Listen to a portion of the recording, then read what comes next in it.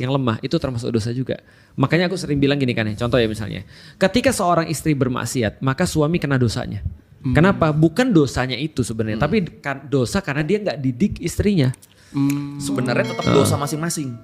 Tapi dia dapat dosa Iya. karena dia harusnya kewajibannya Tidak mendidik. menasehati. Betul. Berarti kalau misalnya Mas Eki nggak sholat misalnya, orang tuanya kena kalau orang tuanya nggak ngajarin sholat.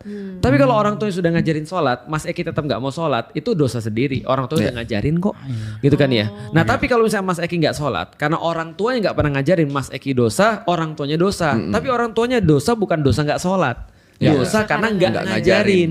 Ya. Itu sebenarnya. Mantap. Berarti dosa. Tapi Ustadz tuh pernah bilang ibu itu punya pintu surga. Iya. Iya. Yang kayak dia dari Allah terus langsung ibu kan. Nanti Iya, kalau iya. misalnya ibunya durhaka gitu.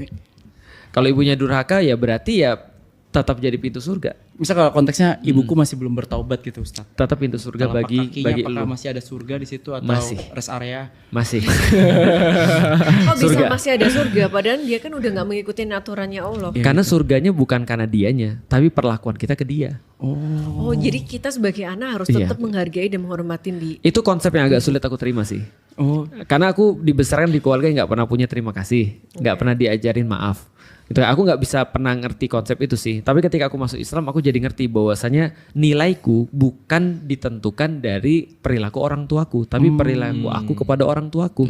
Artinya perilaku aku kepada orang tuaku itu nggak terpengaruh dengan perilaku dia kepada aku. Gitu maksudnya. Tapi kalau kita masih menentukan perilaku kita kepada orang, tersebab perilaku orang kepada kita, itu sebenarnya yang belum ikhlas. Karena berarti aku ikhlas masih kan berusaha sih berarti. Ya. Oke. semua berusaha sih. Aku terus terang, aku nggak bisa nasihatin lu karena lu sudah beyond yang kita punya. Gitu maksudnya. Aku dulu pernah curhat ke psikolog. Wah kalau kayak gini angkat tangan sih. Psikolognya yang curhat ke lu. Oke, berarti kalau misalnya ibu kita durhaka, terus kita harus tetap bisa jaga sikap kita ke ibu kita.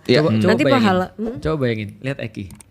Dia kan berbuat tetap yang terbaik ke ibunya kan. Iya. Siapa yang nyadarin ibunya? Kan lewat wasilah dia, lewat perantara dia. Tetap harus baik pada ibunya.